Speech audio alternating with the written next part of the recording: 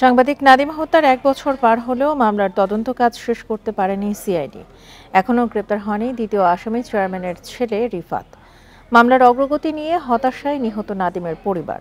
নগদের কাছে সব গ্রাহকই প্রিয়, তাই তো সারা দেশে ক্যাশ আউট চার্জ সবচেয়ে কম। গত বছরের 14 জুন রাতে জামালপুরের বকশীগঞ্জে কাজ শেষে বাড়ি ফেরার পথে সন্ত্রাসীদের হামলার শিকার হন সাংবাদিক গোলাম রব্বানী নাদিম। পরদিন ময়মনসিংহ মেডিকেলে চিকিৎসাধীন অবস্থায় মারা যান। হত্যার 1 বছর পার হলেও মামলার অগ্রগতি নেই। পরিবারের অভিযোগ, হামলার ঘটনা সিসিটিভি ক্যামেরাতে স্পষ্ট থাকলেও তদন্ত কাজ চলছে ধীর গতিতে। এমনকি জামিনে বেরিয়ে নাদিমের পরিবারকে হুমকি দিচ্ছে আসামিরা। দ্বিতীয় আসামি চেয়ারম্যানের ছেলে রিফাত গ্রেপ্তার না হয় বিচার পাওয়া নিয়ে শঙ্কায় রয়েছেন তারা। জামিনে আসার পরে নাম কাটার জন্য বা মামলা উঠানোর জন্য বিভিন্ন ধরনের হুমকি ধামকি দেয়। আমরা স্বাভাবিক চলাফেরা বা জীবনযাপন করতে পারছি না।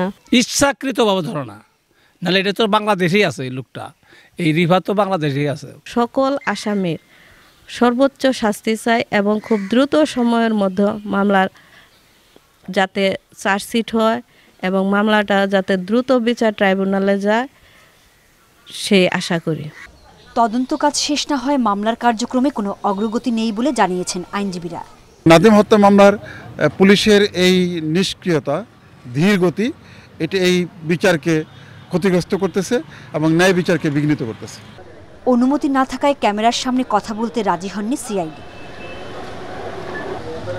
মামলায় 17 জন গ্রেপ্তার হলেও এখন কারাগারে আছে প্রধান আসামি মাহমুদুল আলম বাবুসহ 7 জন। বাকি আসামিরা জামিনে থাকলেও পলাতক চেয়ারম্যানের ছেলে রিফাত সহ কয়েকজন। Independent news.